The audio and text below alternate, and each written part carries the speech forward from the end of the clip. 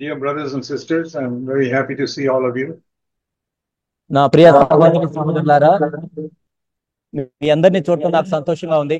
There is a wonderful verse that is behind me నా వెనుక ఎంతో అద్భుతమైన వచనం ఉంది. on the screen in front of you. మీ ముందు స్క్రీన్ మీద కనపడుతుంది. You can see on that screen the one who says he is in Christ must walk as Jesus walked. ఎవడైనో తాను క్రైస్తవుడని చెప్పుకునే యెడల ఆయన నడుచుకున్నట్లుగా తాను కూడా నడుచుకున్న బద్ధుడై ఉన్నాడు. That is in 1 John chapter 2 and verse 6. మొదటి యోహాను 2:6లో ఈ వచనాన్ని మనం చూస్తాం. Many Christians have the habit of reading the Bible and never thinking what exactly it is saying. అనేక మంది క్రైస్తవులు దేవుని వాక్యాన్ని చదువుతారు కానీ అసలు ఏమి అక్కడ చెప్పబడిందని ఆలోచించరు. All of us may say we are in Christ. వాళ్ళు అంటారు అందరము క్రీస్తులో ఉన్నాము అని. But here it says if you say you're in Christ, you must live like Jesus lived. కానీ ఇక్కడ ఏం చెప్పబడిందంటే మరి నువ్వు క్రీస్తులో ఉంటే క్రీస్తు జీవించినట్లు నువ్వు జీవించాలి కదా. How many of you can say you're even trying to live as Jesus lived? కనీసం మీలో ఎంతమంది ఈ విధంగా జీవించడానికి కనీసం నేను ప్రయత్నిస్తున్నాను అని చెప్పగలరు? We are not perfect, but are you trying to live as Jesus lived? మనమేమి పరిపూర్ణం కాదు కానీ యేసు వలె జీవించడానికి మీరు కనీస ప్రయత్నం చేస్తున్నారా? In the Christian life, there is a growth. We start like babies and grow up to adulthood. క్రైస్తవ జీవితంలో ఎదుగుదల అనేది ఉంటుంది. మనం చిన్న బిడ్డలుగా పుట్టిన తర్వాత క్రమేపీ ఏ విధంగా పెద్దవాళ్ళం అవుతామో. So when we are like just born again, we are like a baby born into the world. మనము కూడా నూతనముగా తిరిగి జన్మించినప్పుడు ఈ లోకంలో జన్మించిన చిన్న శిశువు వలె మనం ఉంటాం ఆత్మీయంగా. So a child cannot live in this world unless he is born first. మొట్టమొదటిగా ఒక చిన్న బిడ్డ అనేవాడు పుట్టకుండా ఆ విధంగా ఎదగలేడు. All of you were born as babies and then grew up. మీరందరూ కూడా చిన్న బిడ్డలాగా జన్మించి తర్వాత పెద్దవాళ్ళు అయ్యారు. So the Bible says to become a child of God, we must be born again. Bible ఏం చెప్తుందంటే మనం దేవుని బిడ్డలము అవ్వాలంటే మరలా మనము తిరిగి జన్మించాలి. See that verse in John's Gospel chapter 3. యోహాను సువార్త 3వ అధ్యాయం మనం చూసినట్లయితే, I'm sure you've heard this many times, but I want to repeat it. మీరు అనేక సార్లు దీన్ని వినుంటారు, అయినా నేను మరలా జ్ఞాపకం చేస్తున్నాను. John chapter 3 verse 4. యోహాను సువార్త 3వ అధ్యాయం 4వ వచనం. Chapter 3 verse 3. 3:3. Jesus said, unless a person is born again, he cannot see the kingdom of God. అందుకు యేసు అతనితో, ఒకడు క్రొత్తగా జన్మించితేనే కానీ అతడు దేవుని రాజ్యంను చూడలేడు. So first thing we need to understand how to be born again. మొట్టమొదటిగా మనకు అర్థం అవ్వాల్సింది ఏంటంటే ఎలా తిరిగి జన్మించాలి. Now many of you may say, I'm already born again. వీళ్ళు అనేక మంది చెప్పవచ్చు, నేను ఇప్పటికే క్రొత్తగా జన్మించాను, తిరిగి జన్మించానని. So I found many people who say that who are not really born again. చాలా మంది నాతో చెప్పారు కానీ నేను వాళ్ళని చూసినట్లయితే నిజానికి చాలా మంది వాళ్ళు తిరిగి జన్మించలేదు. And when they die, they will discover they were not born again. They'll go to hell. కానీ వాళ్ళు నిజంగా తిరిగి జన్మించారా లేదా అని వాళ్ళకి నిశ్చయత లేనట్లయితే వాళ్ళు నరకానికి వెళ్తారు. Now when I speak to you, I have a responsibility to tell all of you how you need not go to hell. కాబట్టి మీతో నేను మాట్లాడుతున్నాను కాబట్టి నాకు బాధ్యత ఉంది. మీలో ఏ ఒక్కరు కూడా నరకానికి వెళ్ళకూడదని నేను కోరుకుంటున్నాను. I don't think anybody here wants to go to hell. ఇక్కడ ఉన్న వారిలో ఎవరు కూడా నరకానికి వెళ్ళాలి అని నేను కోరుకోవట్లేదు. We want to enter the kingdom of heaven. మనం అందరము కూడా పరలోక రాజ్యంలోనికి ప్రవేశించాలి. But here it says you cannot enter the kingdom of God unless you're born again. కానీ ఇక్కడ ఒకడు క్రొత్తగా జన్మించితేనే కానీ నీవు దేవుని రాజ్యంలోకి ప్రవేశించలేవు అని చెప్పబడింది. So let me tell you how you can be born again as a child of God. దేవుని బిడ్డగా క్రొత్తగా జన్మించటం, తిరిగి జన్మించటం, మరలా జన్మించటం అంటే ఏంటో నేను చెప్తాను. So turn to John chapter 1 and verse 18. John chapter 1 verse 12. Sorry. యోహాను 1:12. Yeah. Here it says, as many as received Christ, to them he gave the right to become children of God. ఇక్కడ ఏం చెప్పబడిందంటే తన్ని ఎందరు అంగీకరించారో వారందరికీ అనగా తన నామందు విశ్వాసం ఉంచే వారికి దేవుని పిల్లలగుటకు ఆయన అధికారం అనుగ్రహించెను. So the right to become a child of God is given only to those who receive Christ into their life. ఎవరైతే క్రీస్తుని వాళ్ళ జీవితంలో అంగీకరిస్తారో వాళ్ళకే దేవుడు తన పిల్లలవటానికి అధికారం ఇస్తాడు. Because you're born into a Christian family does not make you a Christian. నువ్వేదో క్రైస్తవ కుటుంబంలో పుట్టినంత మాత్రాన నీవు క్రైస్తవుడిగా ఉండలేవు. Because true Christianity is a spiritual birth inside our heart. ఎందుకంటే నిజమైన క్రైస్తవ్యం అనేది మన హృదయములో జన్మించటం అనేది జరగాలి. I was born into a very God-fearing family. నేను కూడా ఒక దైవభక్తి కలిగిన క్రైస్తవ కుటుంబంలోనే పుట్టాను. My father was a born-again Christian before I was born. నేను పుట్టక ముందే మా తండ్రి గారు ఆయన తిరిగి జన్మించిన క్రైస్తవుడిగా ఉన్నాడు. And he would take me to a good church from childhood. చిన్నప్పటి నుంచి కూడా మంచి సంఘానికే మమ్మల్ని తీసుకొని వెళ్ళేవాడు ఆయన. But I was not born again until కానీ నేను ఒక 19 సంవత్సరాలు వచ్చే వరకు కూడా తిరిగి జన్మించలేదు. I used to go to church. నేను సంఘానికి వెళ్తుండేవాడిని. And I used to sing the songs. నేను పాటలు పాడుతూ ఉండేవాడిని. I did not have any bad habits. నాకేమీ చెడ్డ అలవాట్లు లేవు. I did not steal a bank or fool around with women or any such thing. కాబట్టి నేనేదో బయట తిరగటం కానీ చెడు తిరుగుళ్ళు తిరగటం కానీ ఏమి అలాంటి అలవాట్లు ఏమీ లేవు నాకు. But I was not a child of God. కానీ నేను నిజంగా తిరిగి జన్మించలేదు అప్పటికి.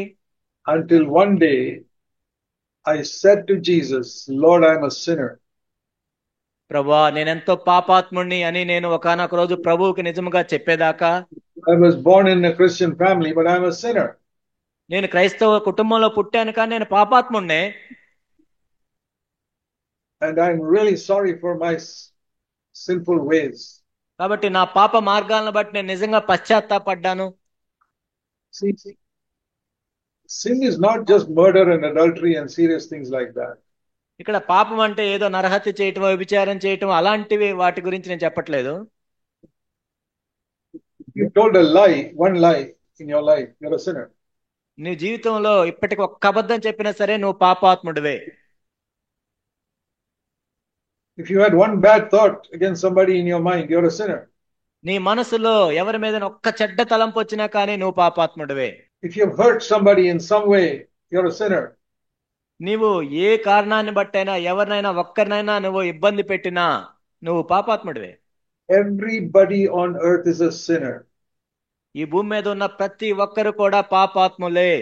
Whether you're a Hindu or a Muslim or a Christian. నువ్వు హిందూ అయినా ముస్లిం అయినా క్రైస్తవుడు అయినా. The Bible says everybody is a sinner. దేవుని యొక్క వాక్యం ఏం చెప్తుందంటే అందరూ పాపులే.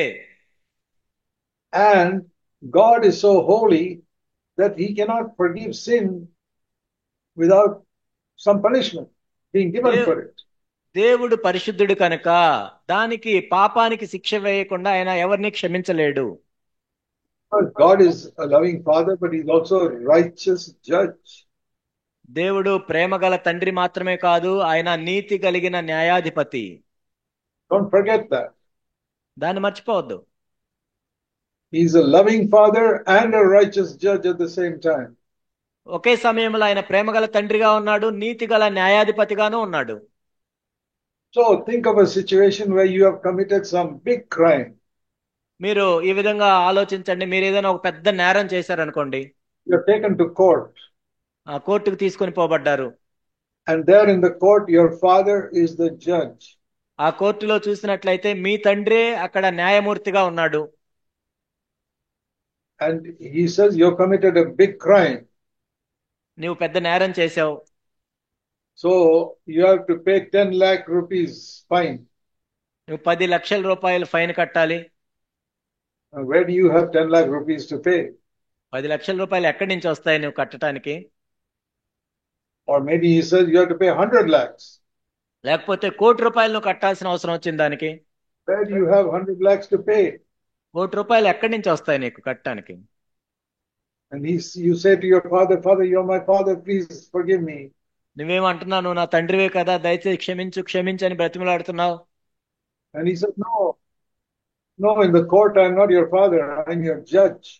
ఆయన ఏమంటా అంటే, ఈ కోర్టులో నేను నీకు తండ్రిగా లేను, ఇక్కడ న్యాయమూర్తిగా ఇక్కడ ఉన్నాను నేను. And that is how God is. దేవుడు అలా ఉంటాడు. He loves us, but he's a judge. ఆయన మనల్ని ప్రేమిస్తాడు, కానీ ఆయన మనకి తీర్పరిగా కూడా ఉన్నాడు. And so, what does my father do in the court? What does your father do in the court? కాబట్టి మరి తండ్రిగా అప్పుడు ఏం చేయాలి ఆ కోర్టులో? He says, you have to pay 100 lakhs. నీవు ₹1,00,00,000 కట్టాలి. And then he takes off his judge's robe. ఆ తర్వాత ఆ న్యాయమూర్తి వేసుకునే వస్త్రాలు తీసివేసి, కోటు తీసివేసి, comes down from his table. అక్కడి నుంచి క్రిందకి వచ్చి, and he comes to you. నీ దగ్గరికి వచ్చి, and he writes a check for 100 lakhs of his own money and gives it to you. కాబట్టి ఆ ₹1,00,00,000 తన సొంత డబ్బులు చెక్కు రాసి నీకు ఇస్తాడు కట్టమని. So he says, I'm your father, I'll pay you. కాబట్టి నీ తండ్రిని కాబట్టి నేను కడతాను. What did your father do there in the court? కాబట్టి కోర్టులో మరి ఆ విధంగా తండ్రి చేస్తాడు. As a judge, he punished you. ఆయన ఒక న్యాయమూర్తిగా నిన్ను శిక్షించాడు. 100 lakhs. ₹1,00,00,000. And then as a father, he paid the price himself. కానీ ఒక తండ్రిగా ఆ మొత్తాన్ని ఆయనే చెల్లించాడు. That is what God did. దేవుడు కూడా అదే చేశాడు మన పక్షాన. He says, you are a sinner. He says to every one of us. మనలో ప్రతి ఒక్కరి విషయంలో ఆయన చెప్తున్నాడు, మీరు పాపాత్ములుగా ఉన్నారు, మీరు పాపులు. You have to go to hell. మీరు నరకానికే వెళ్ళవలసిన వారు. And then he came in the person of Jesus Christ and took that punishment himself. కానీ ఆ శిక్షను తానే భరించటానికి యేసుక్రీస్తు ప్రభుని తన సొంత కుమారుడిని ఆయన పంపించారు. You know, when Jesus was hanging on the cross, యేసుక్రీస్తు ప్రభువారు ఆ శిలువ మీద వేలాడబడుతున్నప్పుడు he cried out saying, my God, why have you forsaken me? ఆయన ఏమంటున్నాడంటే, నా దేవా నా దేవా నన్నేలా విడనాడితివి అని కేకలు వేస్తూ ఉన్నాడు. What was he experiencing during those 3 hours on the cross? ఆ శిలువ మీద 3 గంటలు ఆయన ఏం చేస్తున్నాడు? He was experiencing hell. ఆయన నరకాన్ని అనుభవిస్తూ ఉన్నాడు. To be forsaken by God is hell. దేవుని చేత విడిచిపెట్టబట్టమే నరకము అంటే. So when Jesus, those last 3 hours on the cross, he was experiencing hell. యేసుక్రీస్తు ప్రభువారు ఆ శిలువ మీద చివరి 3 గంటలు కూడా నరకాన్ని అనుభవిస్తూ ఉన్నారు. Why? He lived a holy life. Why should he go to hell? ఎందుకు? ఆయన పరిశుద్ధమైన జీవితాన్ని జీవించారు. ఆయన ఎందుకు నరకాన్ని అనుభవించాలి? Because you and I were going to hell. ఎందుకంటే నీవు నేను నరకానికి వెళ్లకుండా ఉండాలి కాబట్టి ఆయన నరకాన్ని అనుభవిస్తున్నారు. Like in the court, the father paid the punishment himself. God came down and took the punishment himself. కాబట్టి కోర్టులో ఆ న్యాయమూర్తి ఏ విధంగా అయితే ఒక తండ్రిగా దాన్ని డబ్బును చెల్లించాడో, దేవుడు కూడా ఆ శిక్షను ఆయనే అనుభవిస్తున్నాడు. Now, some of you may say, yeah, I have accepted Christ. మీలో కొంతమంది చెప్పొచ్చు, లేదు నేను క్రీస్తుని అంగీకరించాను కదా అని మీరు చెప్పొచ్చు. But have you understood the gospel like I told you just now? కానీ ఇప్పుడు నేను చెప్పినట్లుగా సువార్తను మీరు ఆ విధంగా అర్థం చేసుకున్నారా? Did you know that Jesus suffered hell on the cross for 3 hours? యేసుక్రీస్తు ప్రభువారు ఆ శిలువలో 3 గంటల నరకాన్ని అనుభవించారు అని మీకు తెలుసా? The same punishment that many people are experiencing in hell today, Jesus experienced on the cross 3 hours. ఒకవేళ యేసుక్రీస్తు ప్రభువారు ఆ రోజు ఆ 3 గంటల ఆ శిలువ మీద నరకాన్ని అనుభవించుకుని ఉంటే మనలో అందరము కూడా నరకానికి వెళ్లే వాళ్ళమే. So we don't have to go to hell now if we receive Christ's forgiveness. ఇప్పుడు క్రీస్తును మనం అంగీకరించి పాప క్షమాపణ పొందాము కాబట్టి ఇప్పుడు మనం నరకానికి వెళ్లాల్సిన అవసరం లేదు. But we have to receive it. కానీ మనం క్రీస్తుని స్వీకరించాలి, అంగీకరించాలి.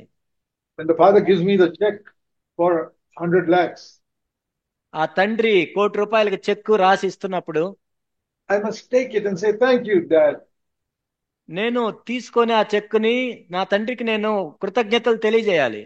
And then I can give that check and pay the fine. ఆ చెక్ తీసుకొని నాకు విధించబడిన ఫైన్ నేను చెల్లించాలి. If I'm too proud to receive that, then I have to pay the punishment myself. ఒకవేళ ఆ చెక్కుని తీసుకోవటాన్ని నేను ఎంతో గర్విష్ఠగా ఉండి తీసుకోకపోతే ఆ శిక్షను నేను అనుభవించాల్సిందే. So you don't become a Christian by being born in a Christian family. ఏదో క్రైస్తవ కుటుంబంలో పుట్టినంత మాత్రాన నీవు క్రైస్తవుడిగా ఉండలేవు.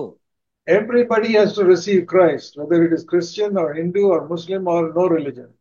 ప్రతి ఒక్కరు ఎవరైనా సరే, నువ్వు హిందువు అయినా, ముస్లిం అయినా, క్రైస్తవుడు అయినా, ఎవరైనా సరే క్రీస్తుని అంగీకరించాల్సిందే. Then only your sins are forgiven. అప్పుడు మాత్రమే నీ పాపాలు క్షమించబడతాయి. Then the Bible says you're born again. అప్పుడు బైబిల్ ఏం చెప్తుందంటే నువ్వు మరలా క్రొత్తగా జన్మించావు. Then just like a baby grows up, ఒక చిన్న బిడ్డ ఎదుగుతున్నట్లుగా you have to grow spiritually. ఆత్మ సంబంధంగా కూడా నువ్వు ఎదగాలి. Like a baby goes to school and learns many things. ఒక చిన్న బిడ్డ పాఠశాలకు వెళ్లి అనేక సంగతులు నేర్చుకుంటూ ఉంటాడు. And by the time he is 20 years old, he's gone to college and is graduating. ఆ అబ్బాయికి 20 సంవత్సరాలు వచ్చేసరికి కాలేజీకి వెళ్లి డిగ్రీ కూడా చదువుతాడు. That is how we grow in the world. ఈ లోకంలో మనం ఆ విధంగా ఎదుగుతూ ఉంటాం. Spiritually also we must grow like that. ఆత్మ సంబంధంగా కూడా మనం అలా ఎదుగుతూ ఉండాలి. In the world you grow by going from one class to another and learning more and more and more. ఈ లోకంలో అయితే మనం ఒక తరగతి తర్వాత ఇంకొక తరగతికి వెళ్లి నేర్చుకుంటూ ఆ విధంగా ముందుకు వెళ్తూ ఉంటాం. But in the spiritual life we don't grow by just learning things in our head. కానీ ఆత్మ సంబంధంగా మనం ఏదో మెదడులో కొన్ని విషయాలు నేర్చుకున్నంత మాత్రాన ఎదగం. It is not like learning mathematics and science. ఏదో లెక్కలో సైన్స్ నేర్చుకున్నట్లు కాదు ఇది. No, it is by being free from sin in our life. పాపముని విడిచిపెట్టటమే మన ఎదుగుదల ఆత్మీయంగా. The child goes from first standard to second standard, he learns something new. ఒక చిన్న బిడ్డ 1వ తరగతి నుంచి 2వ తరగతికి వెళ్లి కొత్తవి నేర్చుకుంటూ ఉంటాడు. And then he goes to third standard, he learns something more. తర్వాత 3వ తరగతికి వెళ్లి ఇంకా కొత్తది నేర్చుకుంటాడు. And our Christian life also must be like that, that every year we are becoming more and more free from sin. మన క్రైస్తవ జీవితంలో కూడా ప్రతి సంవత్సరం ఇంకా ఎక్కువగా దుష్టత్వాన్ని, పాపాన్ని విడిచిపెడుతూ ముందుకు వెళ్తూ ఉండాలి. Maybe one year, maybe in the beginning you shout at your husband and wife. బహుశా ప్రారంభంలో ఒక సంవత్సరం సమయంలో నీవు నీ భర్త మీదో భార్య మీదో కేకలేసి ఉంటావు. And you are angry. మనం కోపడుతూ ఉంటాం. But you must not remain like that forever. కానీ ఇంకెప్పుడు అలానే ఉండకూడదు. You must grow. మనం ఎదగాలి. Just like a child goes from one standard to another standard. ఒక చిన్న బిడ్డ ఒక తరగతి నుంచి ఇంకో తరగతికి ఏ విధంగా వెళ్తూ ఉంటాడో We must become more and more free from sin. మనము కూడా అంతకంతకు పాపము నుండి విడుదల పొందుతూ ఉండాలి. That is the meaning of that verse you see on the wall there. You to live, if you say you live in Christ, you must believe in Christ, you must live as he lived. ఎవడైనా క్రీస్తు యందు ఉన్నానని చెప్పుకున్న ఎడల క్రీస్తు ఏ విధంగా నడుచుకున్నాడు తాను కూడా ఆ విధంగా నడుచుకున్న బద్ధుడై ఉన్నాడు. What does it mean to live as Jesus Christ lived? యేసు ప్రభు జీవించినట్లుగా మనం జీవించడం అంటే ఏంటి?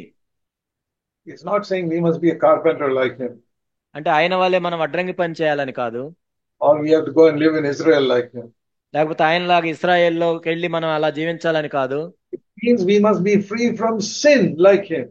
ఆయన వల్లే పాపము నుండి విడుదల పొందాలి. If you hate somebody, కాబట్టి ఇతరులను ద్వేషించకుండా ఉండాలి. that is a sin. ద్వేషించడం అనేది పాపం.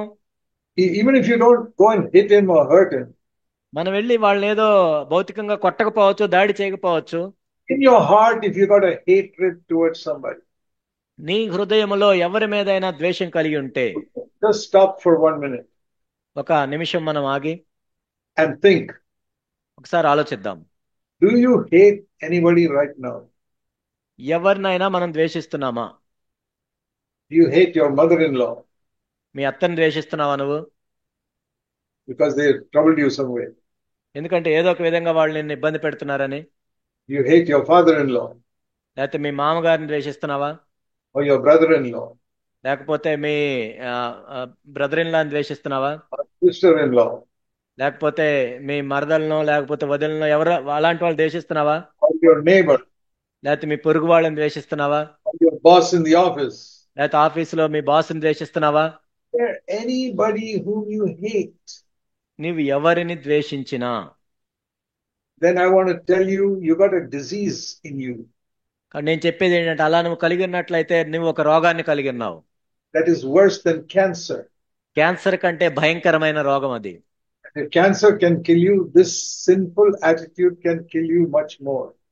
క్యాన్సర్ అనేది కేవలం ఈ దేహాన్నే చంపివేయాలి కానీ ఆత్మ సంబంధమైన ఆ రోగం అనేది ఇంకా భయంకరమైంది.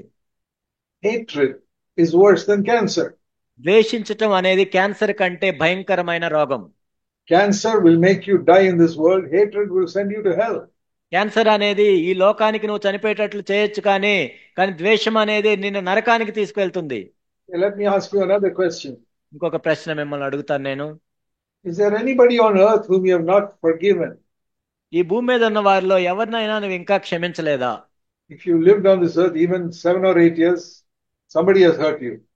కాబట్టి ఈ భూమి మీద నువ్వు 7 సంవత్సరాల నుంచి జీవిస్తున్నా కానీ ఎవరో ఒకరు నిన్ను ఇబ్బంది పెడుతూనే ఉంటారు. Little children, 7, 8 years, they've had fight with somebody or the other. కాబట్టి 7 సంవత్సరాలు మనం బ్రతుకుతున్నా కానీ ఎవరో ఒకరి మీద మనం పోట్లాటలన్నీ పెట్టుకొని ఉంటాం. And they don't like somebody. కాబట్టి లేకపోతే ఎవరినో ఇష్టపడకుండా ఉంటాం. And grow up 30, 40 years old. 30-40 సంవత్సరాలు మనం ఉన్నామంటే we develop a hatred for so many people. అసలు ఎంతో మందిని ద్వేషిస్తూ ఉంటాం మనం. Because of some way in which they harmed us. ఏదో ఒక విధంగా వాళ్ళు మనకి ఇబ్బంది పెట్టి ఉండొచ్చు. And we keep that hatred in our heart. కాబట్టి మన హృదయంలో మనము ఆ విధంగా ద్వేషాన్ని పెట్టుకుంటాం. And then there is sin.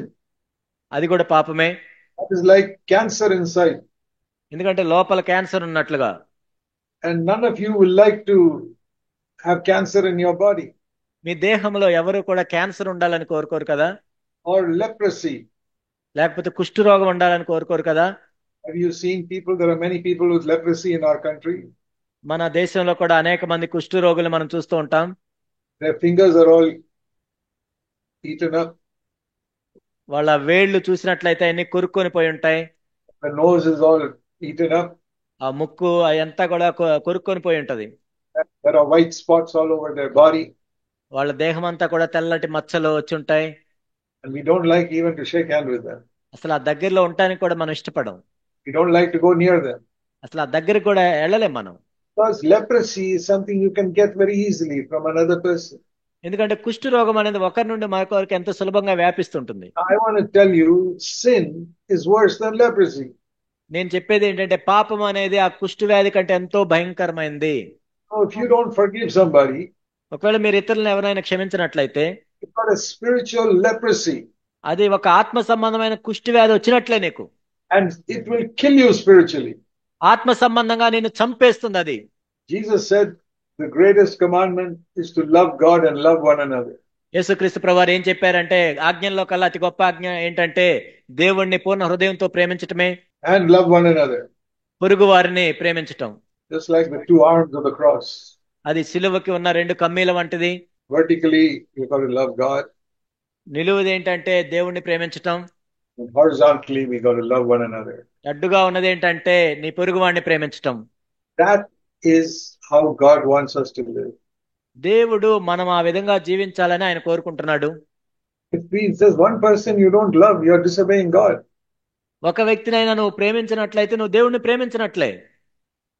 I want to ask you a straight question, all of you who are sitting here. ఇక్కడ కూర్చున్న ప్రతి ఒక్కరిని నేరుగా నేను ఒక ప్రశ్న అడుగుతున్నాను.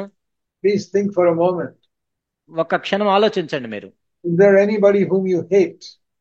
ఎవరినైనా మీరు ద్వేషిస్తున్నారా? ఒక్కరినైనా? What is the use you're going to church then? మరి ఇంకా సంఘానికి వెళ్ళి ఏంటి ఉపయోగం? You are going to hell. I'll tell you that straight to your face. నేను నేరుగా మీ ముఖం మీదే చెప్తున్నాను, మీరు నరకానికే వెళ్తున్నారు. Anybody who hates somebody else is going to hell. ఒక వ్యక్తి ఇంకొక వ్యక్తిని ద్వేషిస్తున్నాడు అంటే ఆ వ్యక్తి నేరుగా నరకానికే వెళ్తున్నాడు. If you have not forgiven somebody, you're on your way to hell. నీవు ఎవరినైనా క్షమించకుండా ఉన్నట్లయితే నీవు ఇప్పటికే నరకానికి వెళ్లే మార్గంలో ఉన్నావు. You may have never heard that before, but you can hear it now. ఇంతకు ముందు మీరు ఈ విధంగా విని ఉండకపోవచ్చు, కానీ ఇప్పుడు మీరు వింటున్నారు. See what Jesus said in Matthew chapter 6. మత్తయి సువార్త 6వ అధ్యాయంలో యేసుక్రీస్తు ప్రభువారు ఏం చెప్తున్నారో మీరు వినండి ఒకసారి. Turn in your Bible to Matthew chapter 6. మత్తయి సువార్త 6వ అధ్యాయంలో అందరూ బైబిల్ తెరచి చూడండి. See the verse for yourself. మీకు మీరే ఆ వచనాన్ని చదవండి. If you do not forgive others, your heavenly Father will not forgive your sins. మీరు మనుషుల అపరాధములను క్షమింపకపోయిన ఎడల మీ తండ్రియు మీ అపరాధములను క్షమింపడు. Just stop for a moment and remember that verse. కాసేపు ఆగి చూడండి. 15వ వచనం, మత్తయి సువార్త 6:15. Remember that verse, Matthew 6 verse 15. మత్తయి సువార్త 6వ అధ్యాయం 15వ వచనం. ఈ వచనాన్ని గుర్తుపెట్టుకోండి.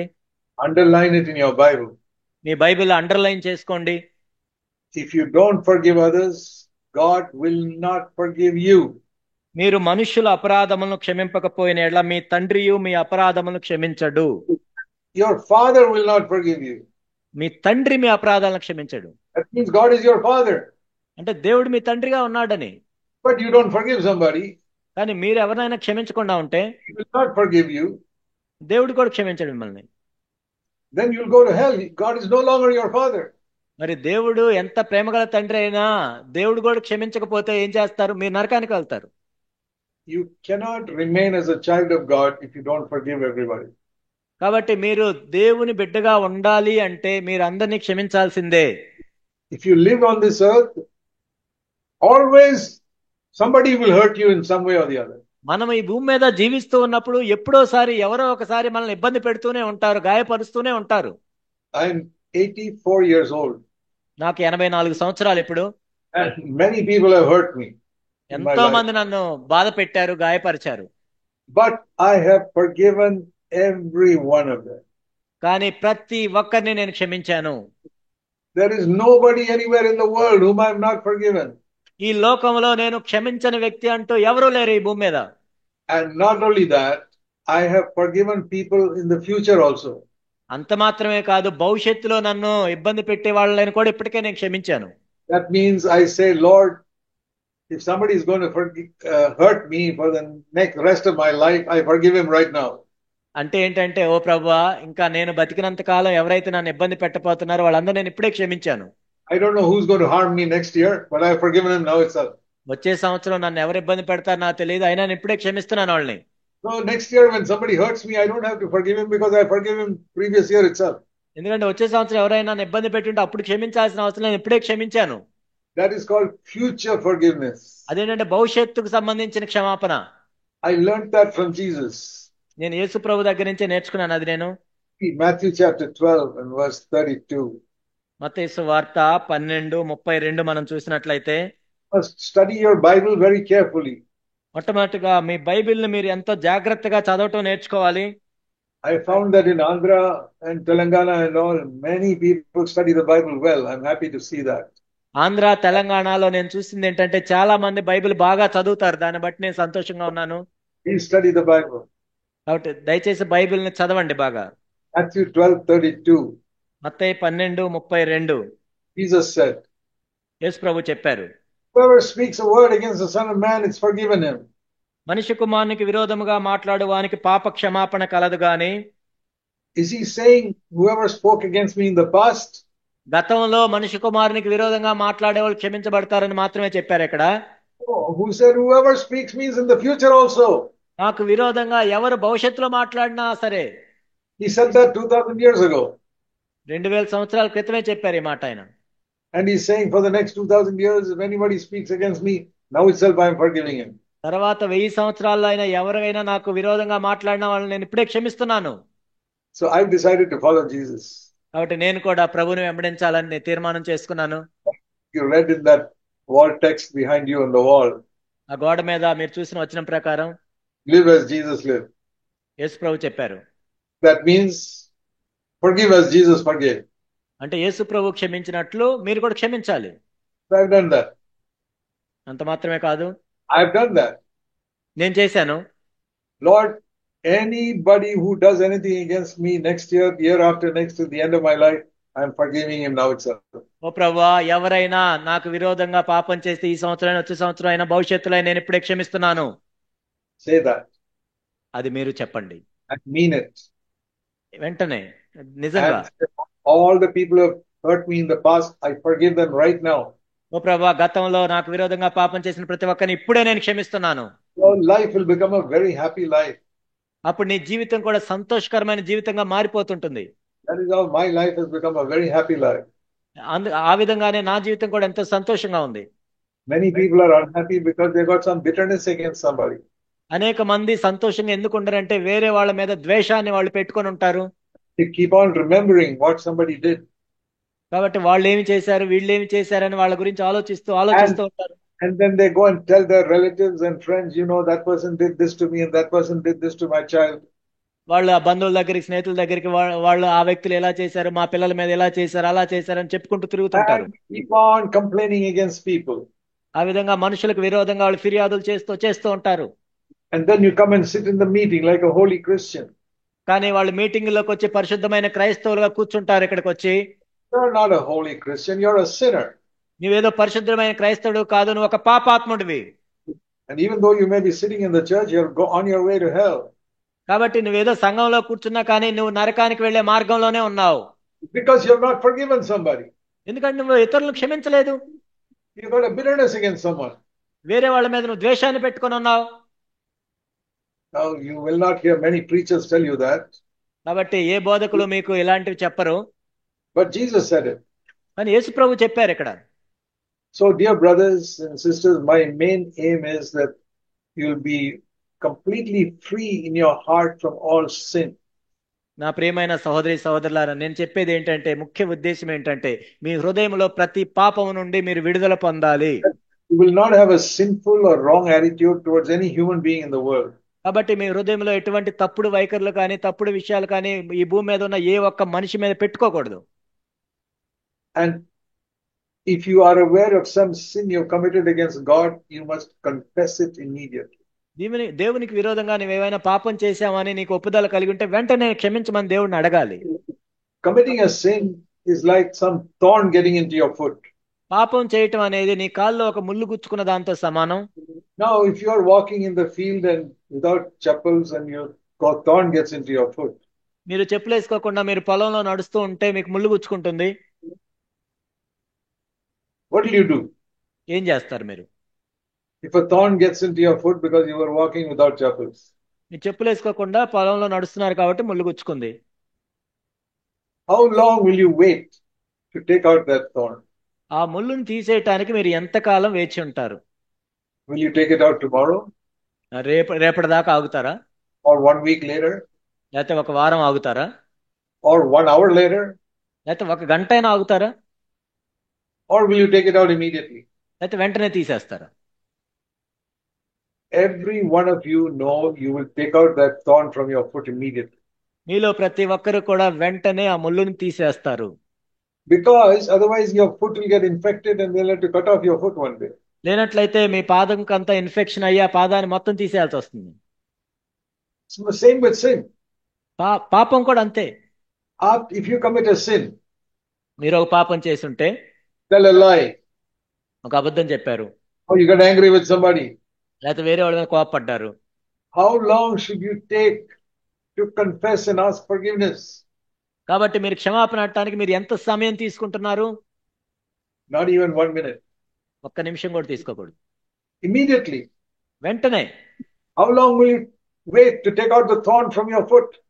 మీ కాల్లో నుంచి ముళ్ళు తీసేయడానికి ఎంతకాలం ఆగుతారు మీరు? But let us take an example. ఒక ఉదాహరణ మనం తీసుకుందాం. Suppose one day you got angry with your wife about something and you shouted at her.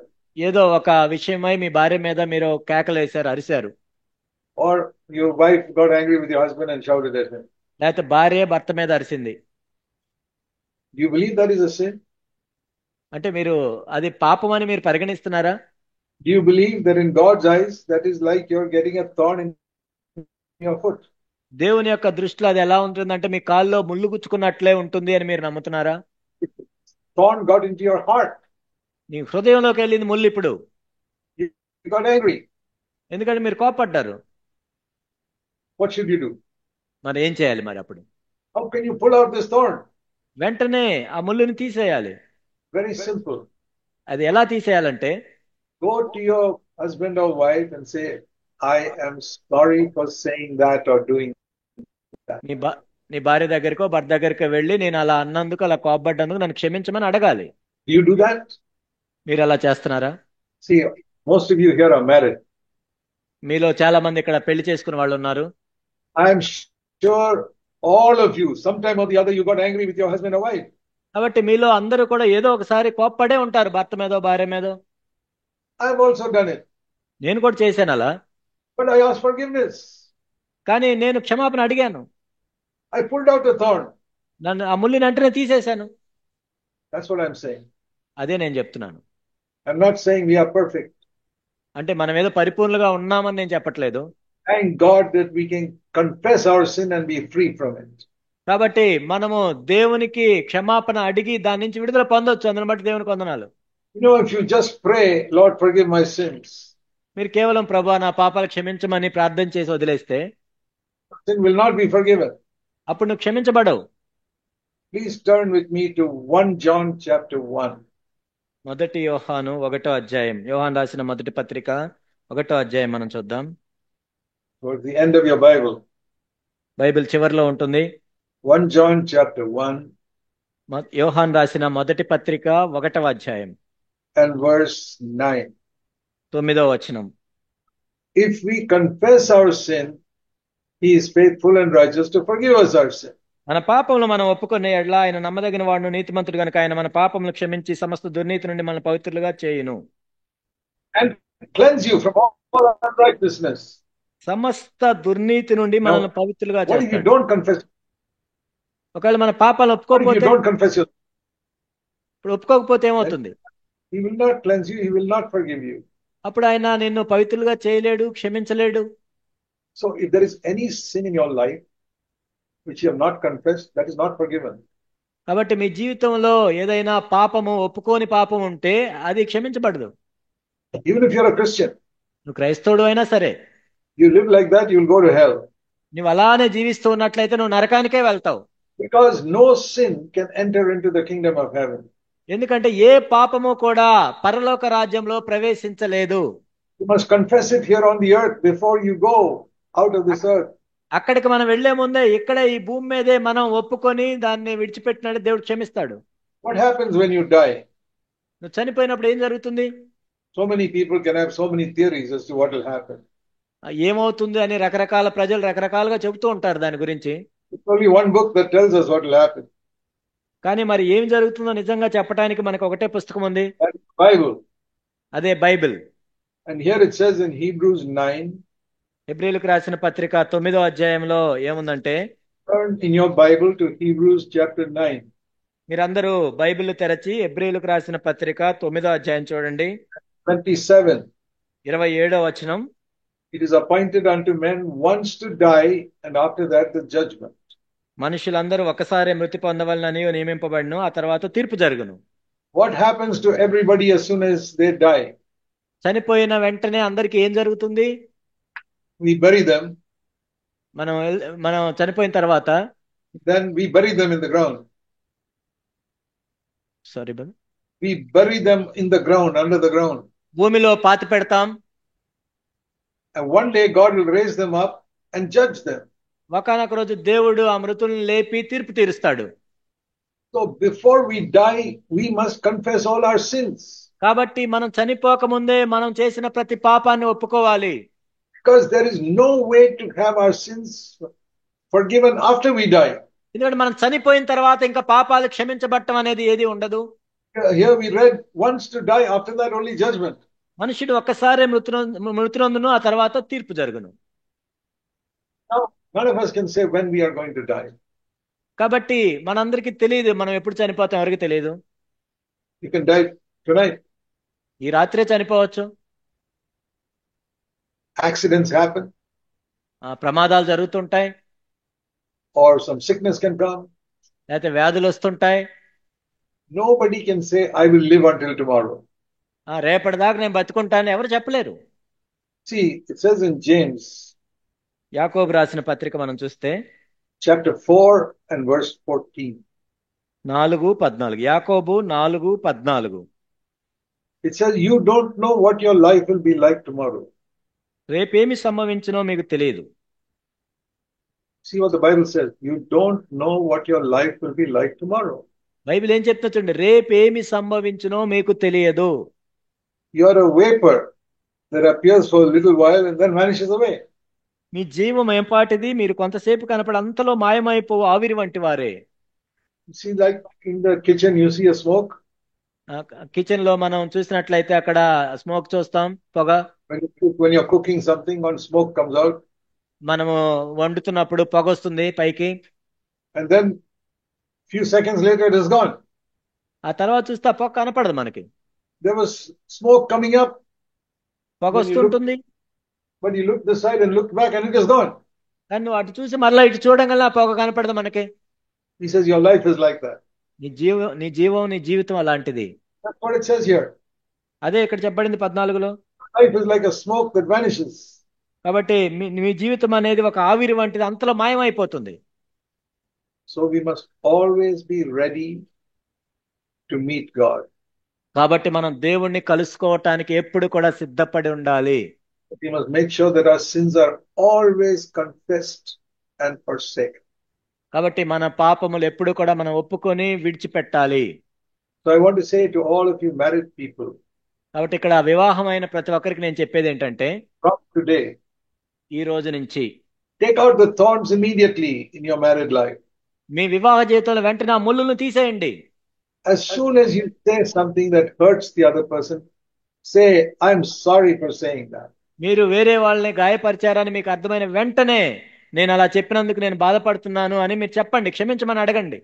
Not only in your home, in your marriage, but also in the office and with other brothers and sisters everywhere. మీ ఇంట్లోనే, మీ వివాహ జీవితంలోనే కాదు, మీ ఆఫీసులో అయినా, ఇతర సహోదరులైనా ఎక్కడైనా సరే. Even if you speak rudely to a beggar on the street, please ask his forgiveness. వీధుల్లో ఒక భిక్షగాడి మీద మీరు కఠినంగా మాట్లాడినా ఆ భిక్షగాడిని మీరు క్షమాపణ అడగాలి. I will do that. నేను చేస్తాను అలా. If I speak rudely to a beggar, I will say, please forgive me, I'm sorry for what I said. ఒక భిక్షగాడితో నేను కఠినంగా మాట్లాడినట్లయితే నేను వెళ్ళి నన్ను క్షమించమని అడుగుతాను నేను. Why? ఎందుకు? Because I fear God. ఎందుకంటే నేను దేవునికి భయపడుతున్నాను కాబట్టి. He's also a human being created by God. ఎందుకంటే ఆయన కూడా దేవుని చేత సృష్టించబడిన ఒక మానవుడే. He may be poor and a beggar, but he's created by God. అతనికి డబ్బులు లేవు కాబట్టి, పేదవాడు కాబట్టి అడుక్కొని ఉండొచ్చు, కానీ దేవుడే సృష్టించాడు కదా ఆ వ్యక్తిని. I say anything to hurt him, I must ask forgiveness. కాబట్టి అతన్ని నేను గాయపరిచినా కానీ నేను క్షమాపణ అడగాలి. My dear brothers and sisters, if you learn nothing else in this meeting, please learn this one habit today. నా ప్రియ సహోదరులు, ఈ మీటింగ్ ద్వారా మీరేమి నేర్చుకోపోయినా ఈ అలవాటు ఒక్కటి నేర్చుకోండి చాలు. If you learn this one thing in this meeting, you have learned one of the most important lessons in life. ఈ మీటింగ్ లో మీరు ఈ ఒక్క విషయం నేర్చుకుంటే చాలు, మీ జీవితంలో అతి ప్రాముఖ్యమైన దాన్ని మీరు నేర్చుకున్నట్టే. Lord, teach me to ask forgiveness. ఓ ప్రభువా, from human beings, just like I ask forgiveness from you. కాబట్టి ఓ ప్రభువా, నీవు మమ్మల్ని ఏ విధంగా క్షమించావో ఇతరులను కూడా మేము క్షమించడానికి, క్షమాపణ అడగటానికి సహాయం చేయమని అడుగుదాం. No. Not Shamicha. Like I ask you to forgive me, help me to forgive other people also. ఓ ప్రభువా, మిమ్మల్ని నన్ను క్షమించమని మిమ్మల్ని అడిగినట్లు ఇతరులను కూడా క్షమించమని నేను అడుగుతాను. And tell people, please forgive me. అప్పుడు ఇతరులతో వెళ్ళి చెప్పండి, నన్ను క్షమించండి అని అడగండి వాళ్ళని. I ask God to forgive me. ప్రభువా నన్ను క్షమించని నేను దేవుణ్ణి అడిగాను. Because I hurt God. ఎందుకంటే నేను దేవుణ్ణి గాయపరిచాను కాబట్టి. The same way, if I hurt people, I must ask them to forgive me. అదే విధంగా నేను ఇతరులను గాయపరిచినప్పుడు వాళ్ళని కూడా నన్ను క్షమించమని అడుగుతాను. So that's a very simple lesson I'm trying to teach you today. కాబట్టి ఈ రోజు ఆ సామాన్యమైన పాఠాన్ని నేను నేర్పిస్తున్నాను. Because we hurt each other so many times. ఎందుకంటే మీరు అనేక సార్లు వినుంటారు. With our words. మన మాటలతో. With our actions. మన క్రియలతో. So please learn one lesson from this conference. కాబట్టి ఈ మీటింగ్ ద్వారా ఈ ఒక్క పాఠం మీరు నేర్చుకోండి. Just like when I do something wrong against God, I ask him to forgive me. నేను దేవునికి విరోధంగా పాపం చేసినప్పుడు నన్ను క్షమించమని దేవుణ్ణి నేను అడిగాను. Whenever I hurt somebody on earth, I'm going to ask them to forgive me also. కాబట్టి నేను ఇతరులను కూడా గాయపరిచినప్పుడు నన్ను క్షమించమని వాళ్ళని అడుగుతాను. See Matthew chapter 6 and verse 12. మత్తయి సువార్త 6:12. This is the Lord's prayer, our Father who art in heaven. ఇది యేసు ప్రభు నేర్పిస్తున్న ప్రార్థన, పరలోకమందున్న మా తండ్రి. Verse 9. మత్తయి సువార్త 6:9. Our Father who art in heaven. పరలోకమందున్న మా తండ్రి. And one of the requests is, verse 12, forgive us our sins as we forgive others.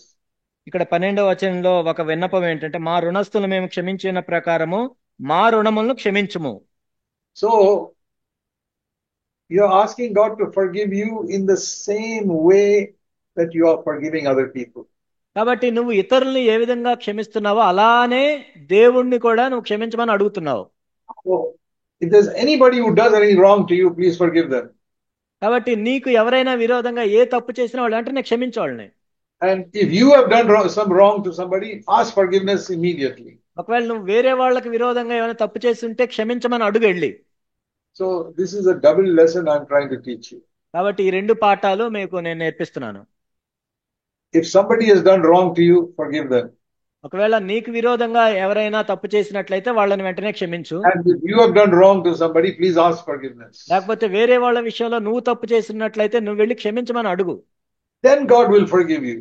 అప్పుడు దేవుడు నిన్ను క్షమిస్తాడు. Because you are praying, God, please forgive me just like I forgive other people. ఎందుకంటే నువ్వు దేవునికి ఏమని ప్రార్థన చేస్తున్నావు అంటే మేము ఇతరుల రుణములను క్షమించినట్లు మా రుణములను క్షమించమని నువ్వు ప్రార్థన చేస్తున్నావు. Just stop 1 minute and think. ఒక నిమిషం మనం ఆగి ఆలోచిద్దాం. Right now in your chair. ఇప్పుడే నువ్వు కూర్చున్న చోటే. Is there anybody you have not forgiven? నువ్వు ఇంకా ఎవరినైనా క్షమించాల్సి ఉందా? Right now, please forgive them. ఇప్పుడే వెంటనే వాళ్ళని క్షమించాలి. You don't have to go to that person. నువ్వు అక్కడ ఆ వ్యక్తి దగ్గరికి వెళ్ళాల్సిన అవసరం లేదు. Say to God, Lord, I forgive that person. నీ హృదయంలో దేవునితో చెప్పు, ప్రభు ఆ వ్యక్తి నేను క్షమిస్తున్నాను. Take this seriously. చాలా తీవ్రంగా తీసుకోవాలి దీన్ని. Think for a few minutes. కొన్ని నిమిషాలు మనం ఆలోచిద్దాం దీని గురించి. All are the people who have hurt you and you have not forgiven them. నిన్ను ఎవరెవరు గాయపరిచారు, నువ్వు ఎవరెవరిని క్షమించకుండా ఉన్నావు ఇంకా? 1, 2, 3, 4. And you number the people. కాబట్టి ఎంతమంది ఉన్నారు లెక్క పెట్టుకో. 1, 2, 3, 4. And say to the Lord, ప్రభువుకి చెప్పు, Lord, I forgive this person. ప్రభు ఆ వ్యక్తి నేను క్షమిస్తున్నాను. I forgive the other person. ఇంకో వ్యక్తి నేను క్షమిస్తున్నాను. I forgive the other person. మరొక వ్యక్తి నేను క్షమిస్తున్నాను. I forgive my wife. నా భార్యని క్షమిస్తున్నాను. I forgive my husband. నా భర్తని క్షమిస్తున్నాను. I forgive my father. నా తండ్రిని నేను క్షమిస్తున్నాను. I forgive my mother. మా తల్లిని క్షమిస్తున్నాను. I forgive my mother-in-law. మా అత్తను కూడా నేను క్షమిస్తున్నాను. My brother-in-law. మా మామను కూడా క్షమిస్తున్నాను. మా Brother-in-law. My brother-in-law. మా బంధువులందరినీ క్షమిస్తున్నాను. My neighbor. మా పొరుగు వారిని క్షమిస్తున్నాను. Everybody I forgive, Lord, right now. ప్రతి ఒక్కరిని నేను క్షమిస్తున్నాను ప్రభు ఇప్పుడే. There is nobody I've got anything in my heart against from now on. నా హృదయంలో ఏ ఒక్క వ్యక్తి మీద కూడా ద్వేషం లేదు ఇప్పటి నుంచి. Can all of you say that to God right now? ఇప్పుడు మీరందరూ కూడా దేవునికి ఆ విధంగా చెప్పగలరా ఇప్పుడే? Then you can say, Lord Jesus, please forgive my sin. అప్పుడు ప్రభువా నా పాపాలను క్షమించమని నువ్వు అడగొచ్చు. Then I tell you, Christ will come into your heart. అప్పుడు దేవుడు క్రీస్తు మీ హృదయంలోనికి వస్తాడు. Your life will be changed from today. ఈ రోజు నుంచి మీ జీవితం మార్చబడుతుంది. Okay, the next thing you have to do is, మీరు చేయాల్సిన తర్వాత పని ఏంటంటే, if you have hurt somebody, ఒకవేళ మీరు ఎవరినైనా గాయపరిచుంటే, you must ask their forgiveness. నువ్వు వెళ్ళి వాళ్ళని క్షమించమని అడగాలి. You have forgiven everybody now. ఇప్పుడు నువ్వైతే అందరిని క్షమించావు. Now you have to ask forgiveness from those whom you hurt.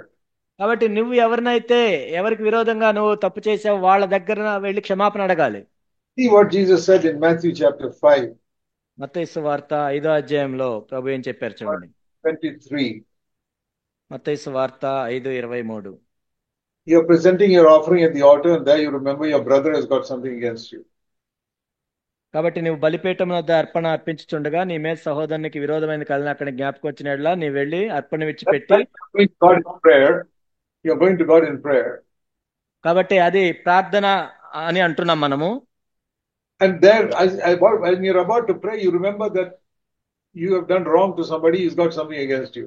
కాబట్టి నువ్వు ప్రార్థన చేస్తున్నప్పుడు నీకు ఏదో గుర్తొచ్చింది, ఆ సహోదరుడు ఆ వ్యక్తి నీకు విరోధంగా ఏదో పెట్టుకున్నాడు. Maybe your husband or wife. లేకపోతే భార్య ఎవరన్నా కానీ, somebody, ఎవరైనా కానీ. You remember when you're praying, oh, I hurt that person. నువ్వు ప్రార్థన చేస్తున్నప్పుడు ఆ సహోదరుని మీదో నీకు విరోధం ఉందని నీకు గుర్తొచ్చింది. What did Jesus say you should do? యేసు ప్రభు ఏం చేయాలని నీకు చెప్తున్నాడు ఇప్పుడు?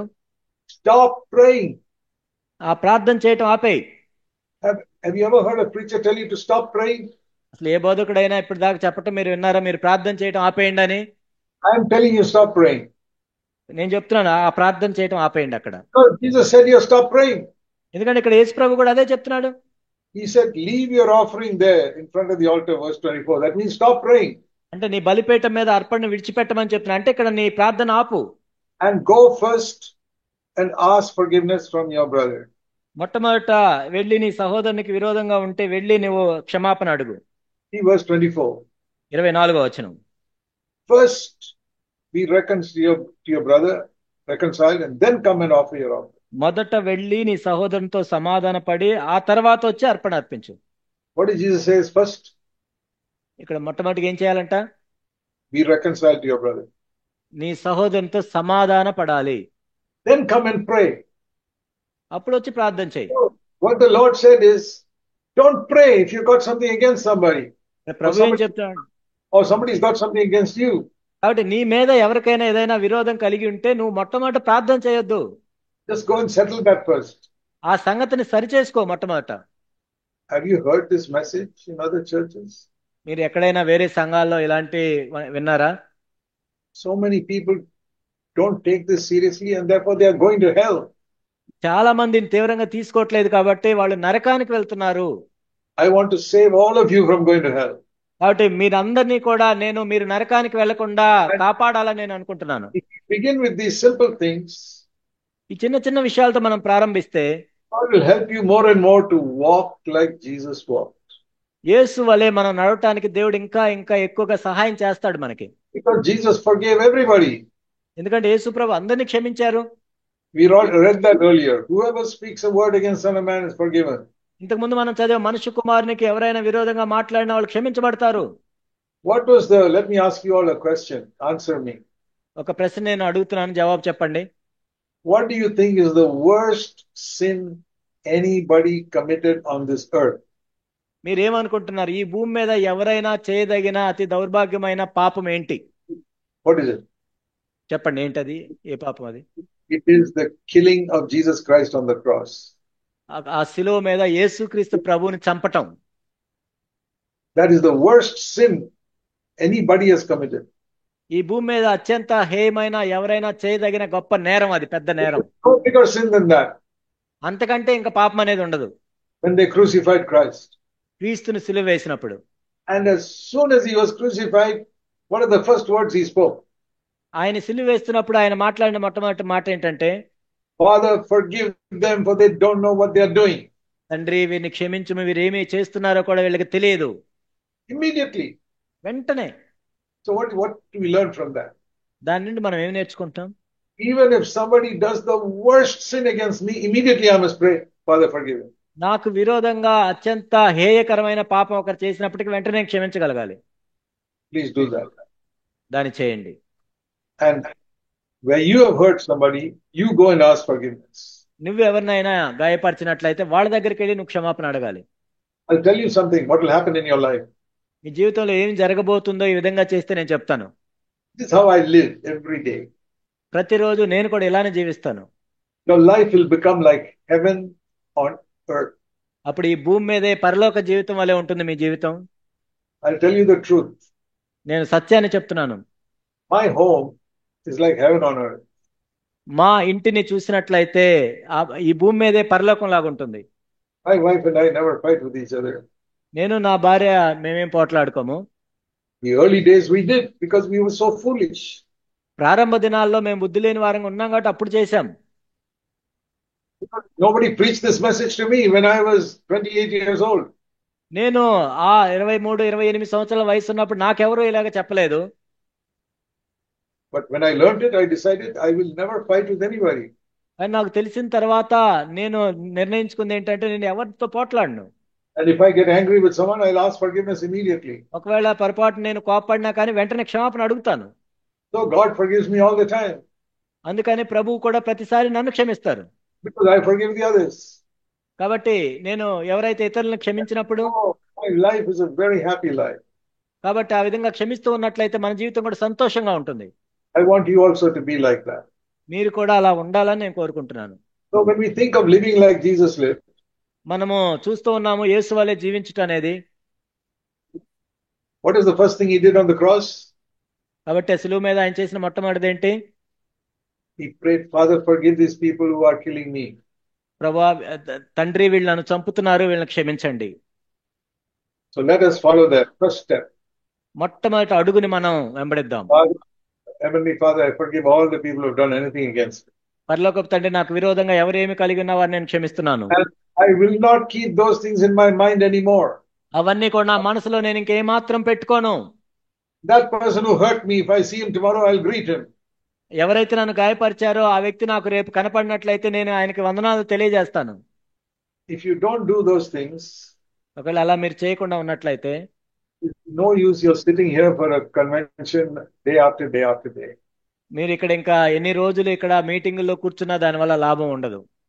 My dear brothers and sisters, I say this in love for you. నా ప్రియ సహోదరి సహోదరులారా, మీతో ప్రేమతో నేను చెప్తున్నాను. I want all of you to be in God's kingdom. మీరందరూ కూడా దేవుని యొక్క రాజ్యంలో ప్రవేశించాలని నేను కోరుకుంటున్నాను. I want your home life to be like heaven on earth. మీ కుటుంబ జీవితం కూడా భూమి మీద పరలోకం వలె ఉండాలని కోరుకుంటున్నాను. Please follow what I said today. కాబట్టి ఈ రోజు నేను ఏదైతే చెప్పానో దాన్ని మీరు చేయండి. What did I tell you today? ఈ రోజు నేను ఏం చెప్పాను మీకు? Ask forgiveness from everybody whom you hurt. కాబట్టి మీరు గాయపరిచిన అందరితో మీరు క్షమాపణ అడగాలి. Forgive everyone who hurt you. కాబట్టి ఎవరైతే మిమ్మల్ని గాయపరిచారో వారందరినీ మీరు క్షమించాలి. Say, Lord Jesus, come and live in my clean heart now. అప్పుడు ఓ ప్రభా నా పవిత్రపరచబడిన హృదయంలో జీవించండి అని ప్రభుని అడిగితే ప్రభు వస్తాడు అక్కడికి. Any small thing that you know in your life is wrong, confess it. Lord Jesus, I'm sorry, please forgive me for that. మీ జీవితంలో ఏదైనా అది చిన్న తప్పైనా మీకు తెలిసిన వెంటనే ప్రభు దగ్గరికి వెళ్ళి క్షమాపణ అడగండి. Don't tell a small lie. అది చిన్న అబద్ధమే కదా అనుకోవద్దు. If a vessel has got full of milk, even a small hole, all the milk will go out. ఒక పాత్రలో చాలా పాలు ఉన్నప్పుడు అది చిన్న రంధ్రమైనా మొత్తం పోతాయి కదా. You don't need a big hole. Small hole, all the milk will flow out. ఒక పెద్ద రంధ్రం అవసరం లేదు, దానికి చిన్న రంధ్రం ఉన్నా కానీ పాలన్నీ పోతాయి. If you allow a small sin in your life, all the life of God will go out from you. మీ జీవితంలో కూడా చిన్న పాపాన్ని మీరు అనుమతించినా కానీ మీ జీవితం అంతా కూడా మునిగిపోతుంది. Confess every sin immediately to the Lord. వెంటనే ప్రభువుతో ఒప్పుకోవాలి దాని గురించి. Say, Lord Jesus, live in my heart. యేసుక్రీస్తు ప్రభువా, నా హృదయంలో జీవించండి. And help me to listen to your voice anytime you tell me something is wrong. మీరు ఏదైనా తప్పు అని చూపిస్తున్నప్పుడు వినటానికి నాకు సహాయం చేయండి.